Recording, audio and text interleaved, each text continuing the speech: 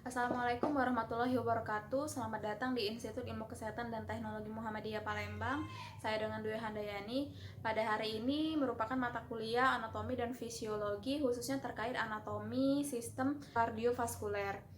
Nah, sistem kardiovaskuler, jantung, berhubungan dengan jantung. Jantung ini merupakan suatu organ pusat yang akan memompa darah atau mengaliri darah ke seluruh tubuh. Nah, jantung ini merupakan organ yang berongga, yang merupakan pusat dari sirkulasi darah, yang memompa darah ke seluruh tubuh. Organ jantung memiliki 4 rongga dan 4 katup.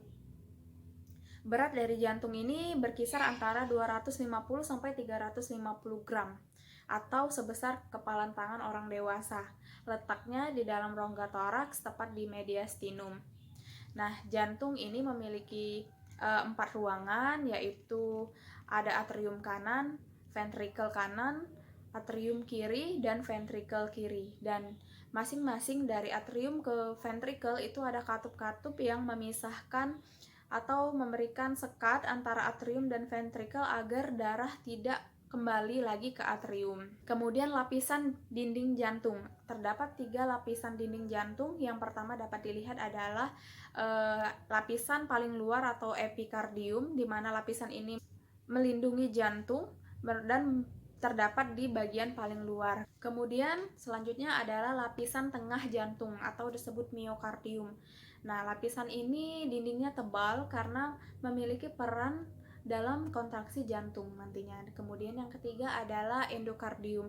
Lapisan endokardium ini merupakan lapisan yang paling dalam yang bersentuhan, yang berhubungan dengan rongga jantung, di mana lapisan ini merupakan lapisan lendir dan juga merupakan lapisan yang mengandung jaringan endotel. Kemudian kita bahas ruangan dalam jantung. Yang pertama adalah atrium kanan. Atrium kanan merupakan ruangan yang akan menerima darah dari pembuluh darah balik atau vena, di mana pembuluh darah yang berasal dari organ tubuh bagian bawah itu melalui vena cava inferior, dan darah yang balik dari dalam tubuh itu melalui vena cava superior. Kemudian masuk ke atrium kanan. Atrium kanan. Atrium kanan ini akan menerima darah balik atau darah yang berasal dari sisa-sisa metabolisme dari dalam tubuh menuju atrium kanan. Kemudian dari atrium kanan menuju ke ventrikel kanan melalui katup yang namanya katup tricuspidalis.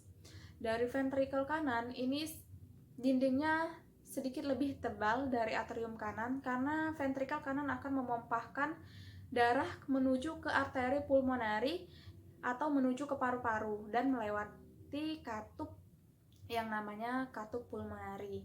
Kemudian dari paru-paru darah akan difiltrasi, dilakukan pertukaran oksigen dan karbon dioksida masuk ke atrium kiri. Atrium kiri ini merupakan ruangan yang pertama kali menerima darah dari paru-paru, darah yang kaya akan oksigen.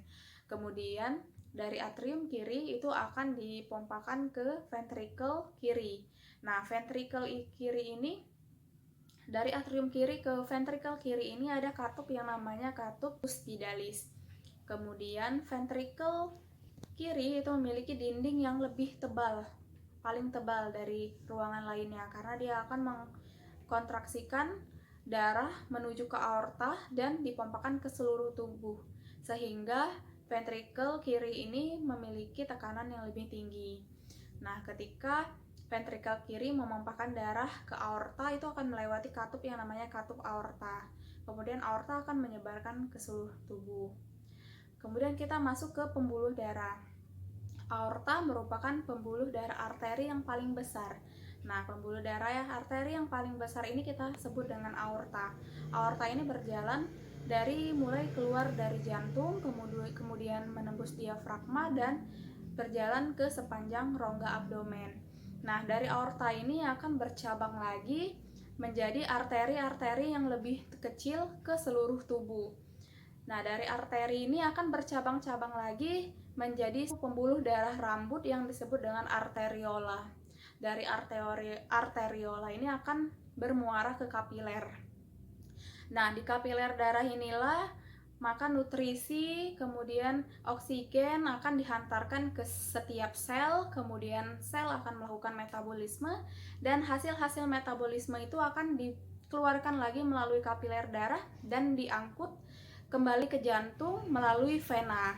Nah, vena ini memiliki struktur yang sama dengan arteri, yaitu terdiri dari 3 lapisan. Ada tunika interna, tunika media, dan tunika eksterna. Nah, pembuluh darah dan vena ini juga diberikan nutrisi oleh pembuluh darah halus yang berada pada pembuluh darah tersebut. Kemudian vena itu merupakan pembuluh darah balik atau yang mengangkut darah setelah terjadi metabolisme. Jadi mengangkut sisa-sisa metabolisme, di mana dia mengangkut darah yang sudah rendah oksigen dan mengangkut darah yang membawa hasil sisa metabolisme ke jantung dan dibawa ke paru-paru untuk difiltrasi lagi. Nah, vena ini juga pembuluh darahnya juga terbagi-bagi seperti arteri, di mana vena merupakan pembuluh darah balik yang besar, kemudian nanti akan bercabang menjadi yang namanya venula dan dihubungkan kembali ke kapiler. Jadi kapiler darah merupakan penghubung antara arteriola dan venula, dan nantinya sama-sama menuju ke venula dan arteri. Nah, di kapiler darah inilah semua tugas-tugas seperti menghantarkan nutrisi, menghantarkan oksigen itu dilakukan di semua sel-sel tubuh. Dan juga sel tubuh akan mengeluarkan hasil metabolisme berupa zat-zat yang tidak dibutuhkan lagi oleh tubuh, dan seperti karbon dioksida dan zat-zat lainnya yang kemudian nanti akan dibawa lagi oleh venula menuju vena, menuju jantung melalui vena cava inferior dan superior, kemudian dibawa ke paru-paru lagi untuk dilakukan filtrasi. Kemudian dari paru-paru akan diterima lagi ke atrium kiri, kemudian ke ventrikel kiri, kemudian dipompakan lagi ke seluruh tubuh, sehingga nantinya akan terus terjadi proses seperti itu.